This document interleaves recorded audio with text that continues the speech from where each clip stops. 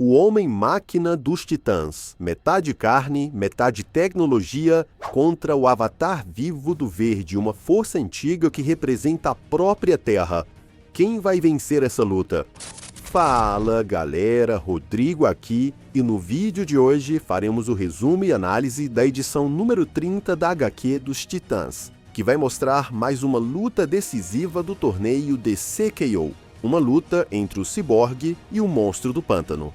Tem uma playlist com todos os vídeos dessa HQ que vou deixar nos cards e no comentário fixado. Não esqueça de deixar seu like, se inscrever no canal e ativar o sininho para não perder nada sobre o universo DC, especialmente sobre o Superman. E dito isso, vamos à história.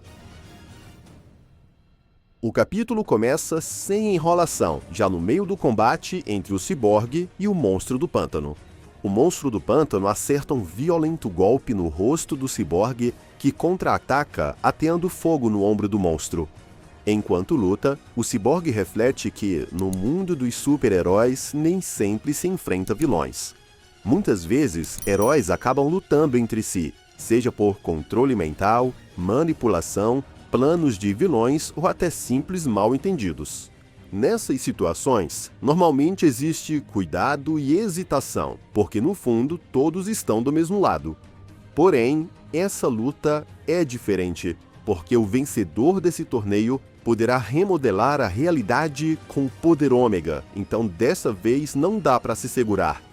O Monstro do Pântano demonstra tristeza pela situação, deixando claro que lamenta o que precisa fazer, mas acredita que a luta deve terminar agora.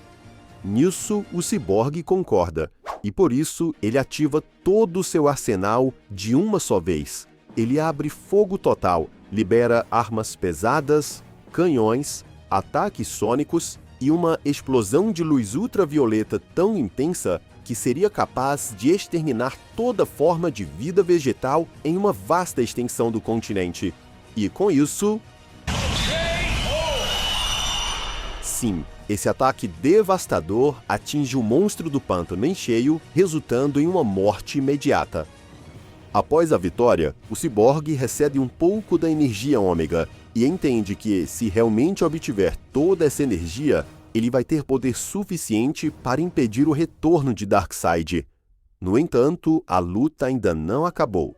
Ele precisa vencer mais uma rodada. E é nesse momento que o coração de Apokolips ordena que o Cyborg escolha sua forma para a segunda rodada. E, de fato, Victor observa inúmeras versões de si mesmo espalhadas pelo tempo, pela história, versões passadas, futuras e até formas que ele nunca imaginou. Ele saca que a escolha da forma correta pode lhe dar uma grande vantagem. Mas como ele derrotou o Monstro do Pântano até com uma certa facilidade na primeira rodada, ele decide manter a mesma estratégia. Ele continua com sua mesma versão atual. Porém, quando a segunda rodada começa, fica claro que seu oponente pensou diferente. Vale lembrar que o Monstro do Pântano atual é o Levi Kamei, mas aqui ele escolhe a forma vermelha do Alec Holland.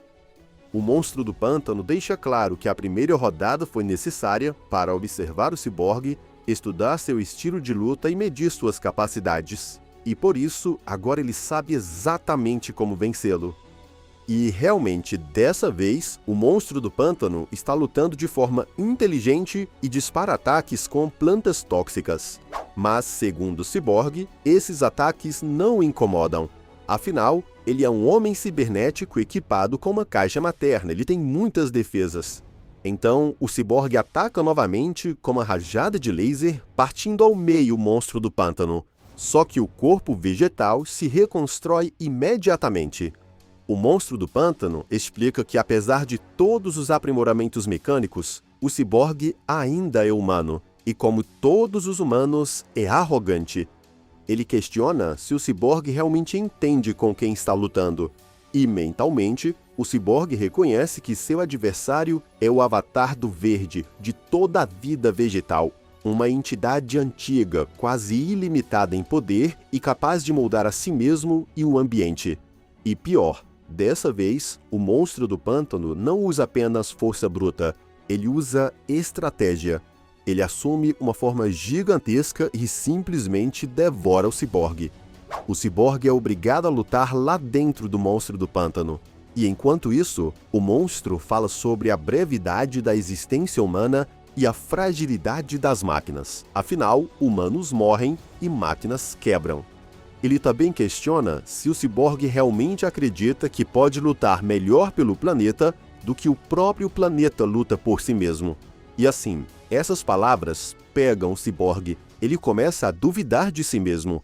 E isso foi um grande erro, porque esse instante de hesitação é suficiente para que os ácidos internos do monstro do pântano causem danos críticos em seus circuitos.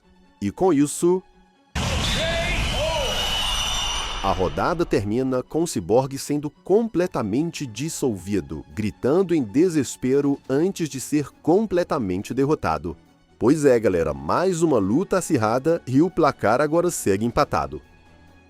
Bom, a história então faz uma pausa para mostrar o que está acontecendo com os outros titãs. Lembrem-se que Roy Harper e Donna Troy estão no centro de comando de evacuação no lunar da Liga da Justiça, tentando contato com Jon Kent, o filho do Superman. Acontece que, como a Terra está passando por uma transformação apocalíptica, o resgate dos civis que demoraram para acreditar na história do fim do mundo está cada vez mais difícil. Felizmente, Jonathan responde ao chamado dizendo que tudo está indo bem, até porque ele não fez tudo sozinho. E, de fato, quando Jon retorna até a base da Liga através de um portal, para a surpresa de Roy, Jon chega acompanhado de Lian Harper, que é a filha de Roy com a Lindsay. O Arsenal fica furioso ao perceber que a filha estava em perigo, a repreendendo por agir sem avisar e se colocar em risco. No que Lian responde que está salvando vidas e que tem o direito de escolher seu próprio caminho. Ela até lembra que Roy também começou sua carreira heróica quando era bem jovem e sem pedir permissão a ninguém. É aquela típica conversa de pai preocupado com filha rebelde. A narrativa então retorna ao combate final entre o ciborgue e o monstro do pântano. Para a terceira rodada, o ciborgue escolhe cuidadosamente uma nova forma, uma versão monstruosa e colossal que canaliza o poder coletivo dos titãs. Já o monstro do pântano escolhe uma versão mais clássica do herói e mais racional. O monstro do pântano percebe que o ciborgue está mais cauteloso e questiona se aquela nova forma realmente irá protegê-lo. Em seguida, ele se divide em múltiplas cópias, afirmando que não precisa escolher apenas uma forma, apenas uma versão. Cada uma de suas cópias se transforma numa versão diferente do monstro do pântano. Ele até diz que ele é uma legião, enquanto o ciborgue é apenas um homem. Contudo, dessa vez, o ciborgue não se abala. Ele escolheu aquela forma específica justamente por isso. Sua forma titânica canaliza o poder de todos os titãs, lançando rajadas cósmicas da Estelar, magia sombria da Ravenna, dispara flechas do Arsenal, bastões de esgrima do Asa Noturna, é equipada com garras afiadas do Mutano e ainda possui correntes indestrutíveis, representando os laços inquebrantáveis dos titãs. Sim, ele derrota muitas e muitas das cópias do monstro do pântano com ataques devastadores. E depois faz aquele discurso sobre lealdade, afirmando que mesmo separados, os titãs lutam através dele. Ele declara que nunca está sozinho e que jamais vai desistir. Essas palavras parecem tocar o monstro do pântano, tanto que ele interrompe a luta e segura o braço do ciborgue. Surpreendentemente, ele pede que o ciborgue prometa lutar contra Darkseid com a mesma engenhosidade, coração e perseverança demonstrados ali. E o ciborgue, já emocionado, promete que vai fazer isso e agradece ao seu aliado. E com isso... Sim, o monstro do pântano se permite ser derrotado. Ele desiste da luta por conta da atitude do ciborgue, e o ciborgue libera um ataque final colossal, obliterando completamente o monstro do pântano. Com a terceira rodada finalizada, o Coração de Apokolips anuncia a vitória do ciborgue e ordena que ele se prepare para a próxima fase.